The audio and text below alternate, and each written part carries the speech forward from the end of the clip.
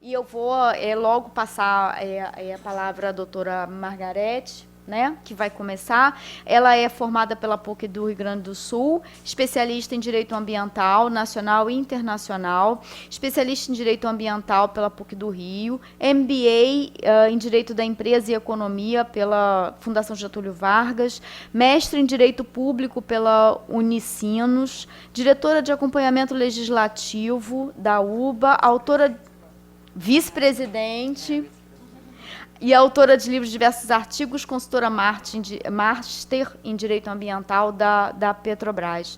Doutora, fica à vontade. Boa tarde, é um prazer estar aqui nessa casa, nessa plateia. Eu gosto muito de prestigiar os eventos aqui, fiz um esforço, eu estava em Brasília, cheguei de Brasília direto, numa audiência pública, porque a Petrobras está prestando apoio nesse evento das manchas de óleo no Nordeste. E melhorou. E teve uma audiência pública na Câmara dos Deputados e eu fui apresentar as ações que a Petrobras está adotando mediante requisição. Então, assim, o dia foi bem corrido. Eu estou aqui para conversar com vocês sobre a súmula 618 do STJ. Né? A questão das súmulas em matéria ambiental, como todas as súmulas de modo geral, para os operadores do direito, porque a gente está, a partir de 2015, com um novo sistema processual, eu queria, antes de falar da súmula propriamente dita, trazer a reflexão com vocês algumas ideias. Né? Quem advoga, quem milita na área ambiental, é necessário se ater às súmulas, porque para os magistrados as súmulas é um conforto e elas são desejáveis que aconteçam, porque elas dão uma certa estabilidade jurídica, porque a partir delas a gente consolida entendimentos.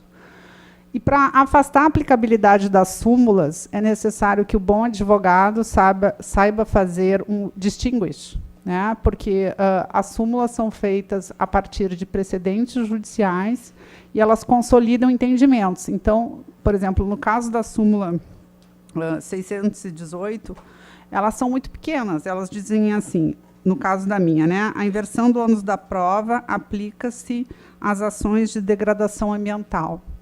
Então, para os magistrados, aplicar essas súmulas, né, traz um conforto no sentido de inverter o ônus probatório e devem ser aplicadas, né, e, assim como as demais. O que eu trago à reflexão no artigo é que elas trazem uma presunção relativa, porque elas são aplicadas a partir de princípios e casos que deram ensejo a ela, que são os precedentes. Né? Um dos princípios muito utilizados com propriedade é o princípio da precaução. Então, toda vez que nós tivermos incerteza científica sobre os efeitos de determinada atividade ou os efeitos de determinado empreendimento, é necessário que se aplique o princípio da precaução. E ele, por si só, ele traz à baila a inversão do ônus da prova. E não só a questão do princípio da precaução também, mas, a depender do caso, né, tem, por exemplo, um dos precedentes faz referência a uma atividade clandestina, que não estava licenciada. Então, por ela ser uma atividade clandestina não licenciada, presume-se, né, a ilegalidade é um fato, né, presume-se, então, que aquele empreendimento é causador não de impactos, que seriam os impactos licenciados, mas de danos. E aí impõe, nesses casos, também a inversão do ônus da prova. Então, o manancial das súmulas traz para a advocacia, né, para os operadores do direito, especialmente para os magistrados, a possibilidade de uma prestação jurisdicional mais célere, com maior segurança jurídica, e os advogados deverão se ater e ter cuidado de, quando for a hipótese, em casos especiais que não estejam abarcados pelos precedentes que originaram a súmula, fazer um belo trabalho de distinguish. Porque a gente importou esse sistema do sistema americano, né? Nós somos uma tradição romano-germânica, né? Nosso direito é positivado, nós estamos aprendendo a mesclar este sistema que não é nosso, né? Que é o sistema de precedentes. Então, o Brasil não tem uma boa cultura com a utilização do sistema de precedentes. Quando a gente fala em precedente, no sentido, eu fiz em Vermont, inclusive, eu fiz algumas cadeiras de LLM lá nos Estados Unidos, e foi bem interessante porque a metodologia de aplicação do direito deles é muito diferente da nossa.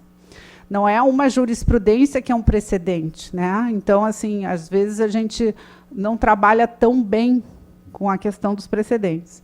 Então, os precedentes são aquelas decisões mais reiteradas, mais consolidadas, como embasadoras de um entendimento majoritário de determinada corte.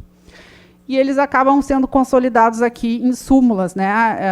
E a gente tem outros sistemas, como o IRDR, a partir de 2015, do CPC. Então, a gente está migrando, porque o direito ambiental ele é um direito transindividual, ele é transdisciplinar e ele exige novas soluções jurídicas para que o Estado possa, quando instado, não num sistema de puro comando e controle, dar uma prestação jurisdicional adequada.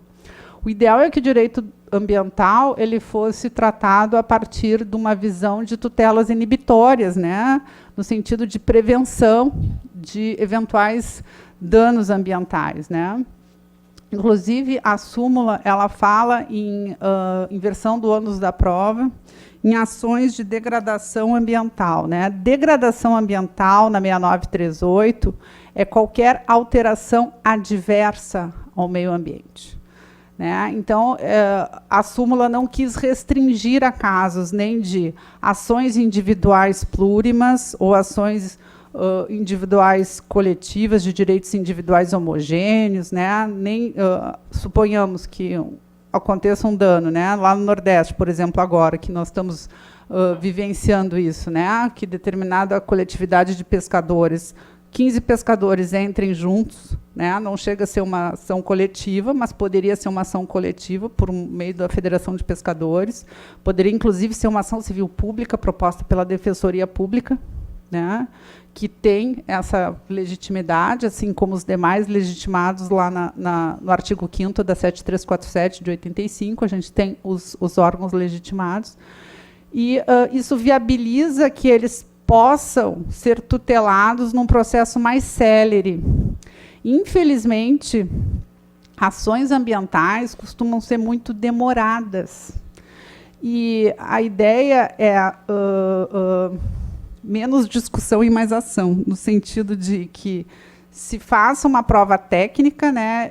Eu sou da linha que a prova técnica ela é sempre desejável, porque o operador, o magistrado, as partes, né, não dominam isso, e o meio ambiente precisa ser aferido para verificarmos os eventuais danos que estão sendo discutidos, né? Então, assim, acho que não há que se usar a súmula para condenação por presunção. Isso eu acho inadequado, né? Ou viabilizar eventuais provas diabólicas que não sejam possíveis de serem feitas, mas não me parece que foi essa a intenção da súmula.